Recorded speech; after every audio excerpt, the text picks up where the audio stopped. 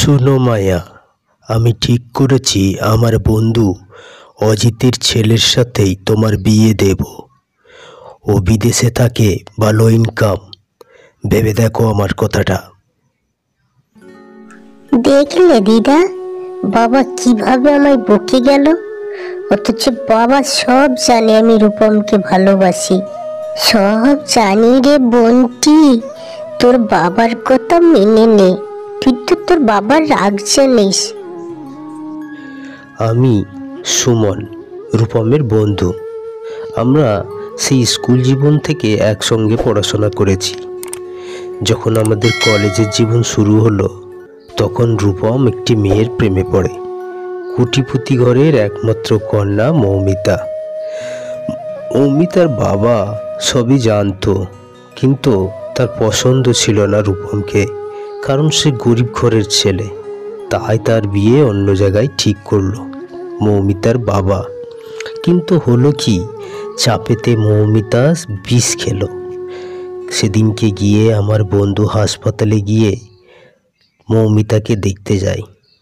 কিন্তু হলো কি, তুমি ওর জীবন থেকে সরে যাও। আমার ছেলের এই একটি মাত্র মেয়ে বাবা, তুমি ওকে ভুলে যাও। রূপম হাসপাতাল থেকে সোজা মৌমিতার বাবার সঙ্গে দেখা করতে গেল। অনেক বোঝাবার চেষ্টা করলো মৌমিতার বাবাকে। মৌমিতার বাবা কোনো মতেই রাজি হলো না এই সম্বন্ধে।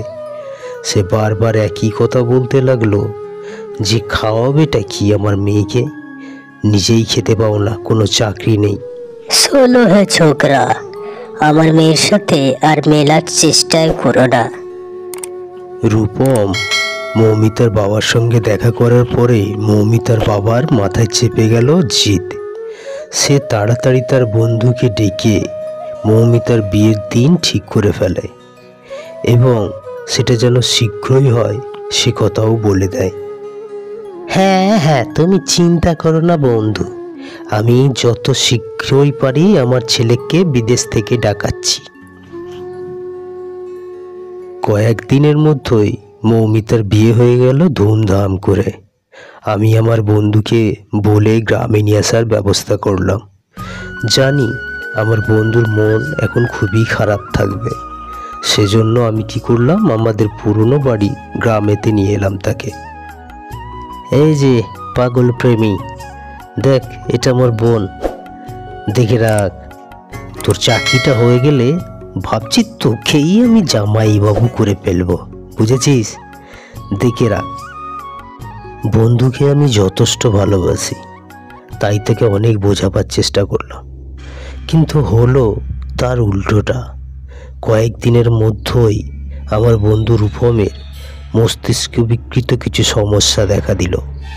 ও রাতের বেলায় উঠে ভুল বকত, কখনো কখনো ঘুমোতেই পারতো না সারা রাতকে রাত। মাঝে মাঝে দেখতাম ও বিছানায় বসে একা একাই বকছে যেন কারোর সাথে। আমি খুব ঘাবড়ে গিয়ে ভাবলাম অবশ্যই একটা ডাক্তারকে দেখানোর প্রয়োজন, কারণ আমি ছাড়া ওর কেই বা আছে, গ্রামে তো তার বৃদ্ধ বাবা। সেই মতো আমি একটা ডাক্তারের কাছে ওকে নিয়ে গিয়ে কিছু রিপোর্ট করালাম। বন্ধুর পাগলামি দিন দিন বেড়েই চলেছে। সেদিনকে রাত্রিবেলা এরকম দেখে আমি ডাক্তারবাবুকে ফোন করলাম। ডাক্তারবাবুকে ফোন করে জানতে চাইলাম যে রূপমের রিপোর্টগুলো কি বলছে।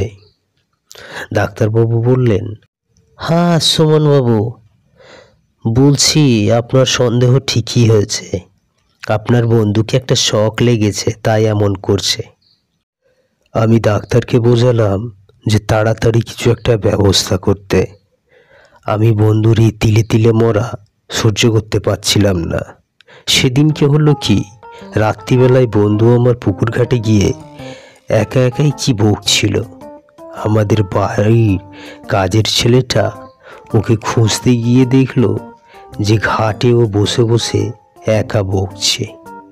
এ বাবা, এই তো রূপম দাদা বাবু এইখানে বসে বসে কার সাথে বকছে কে জানে।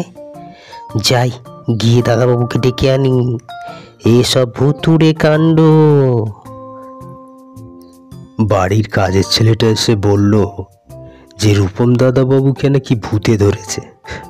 সে পুকুরের পাড়ে বসে বসে একা একা বকছে। ওকে নাকি ওঝার কাছে নিয়ে গেলে ঠিক হয়ে যাবে। বাড়ির কাজের ছেলেটাকে আমি বুঝিয়ে কিছু না বললাম তুই যা, আমি দেখছি। সেদিনকে রাত্রেই ডাক্তারবাবুকে ফোন করলাম এবং বললাম আমি কালকে সকালেই আপনার নার্সিংহোমে আসছি।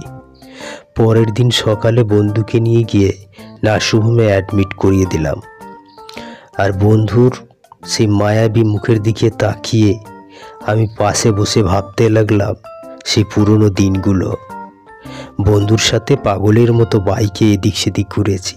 কখনো কখনো চায়ের দোকানে বসে ঘন্টার পর ঘন্টা ফালতু বক।